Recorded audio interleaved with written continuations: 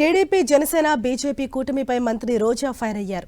2014లో చంద్రబాబు గెలిచి ప్రజలు మోసం చేసి రాష్ట్రాన్ని అప్పులపాలు చేశారని ఆరోపించారు. ఎన్నో సంవత్సరాలుగా జెండా మోసిన టీడీపీ నాయకులకు సీట్ ఇవ్వలేదని ఎద్దేవా చేశారు. అలాగే పవన్ కళ్యాణ్పై మంత్రి రోజా సెటైర్లు వేశారు. ఏ సినీ నటుడికి లేని క్రేజ్ సీఎం జగన్ సొంతమని తెలిపారు. చంద్రబాబు నాయుడు అనుకో ఏదైతే ఒక టీం ఉందో గత ఎన్నికల్లో మీరు చూసారు 2014లో వీళ్ళు కలిసి వచ్చారు.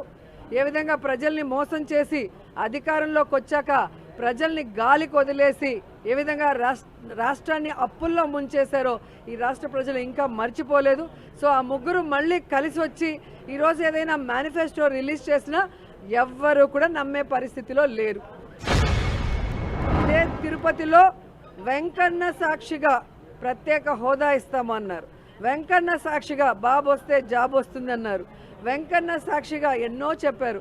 ఆ వెంకన్నకే ఈరోజు శటగోపం పెట్టాలన్న ప్రయత్నం చేస్తున్న వీళ్ళకి ఖచ్చితంగా వెంకన్న బుద్ధి చెప్తారు అని కూడా ఈ సందర్భంగా తెలియజేసుకుంటున్నాం.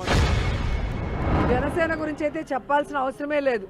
24 సీట్లు అన్నాడు, గాయత్రి మంత్రం అన్నాడు, అశోక చక్రంలో ఊచలు అన్నాడు. ఇప్పుడు 21కి ఇంకా త్రివిక్రమరావు డైలాగ్ రాసిచ్చినట్లేడు, అది చెప్పట్లేదు. ఆ 21లో కూడా దాదాపుగా 11 తెలుగుదేశం పార్టీ వాళ్ళు, మిగతా వాటిలో మెజారిటీ వైఎస్ఆర్ కాంగ్రెస్ నుంచి వెళ్ళిన వాళ్ళే ఉన్నారు. అంటే స్పష్టంగా పవన్ కళ్యాణ్ వెనక ఒక నాయకుడు కూడా లేడు అనేది ఇక్కడ అర్థమవుతుంది.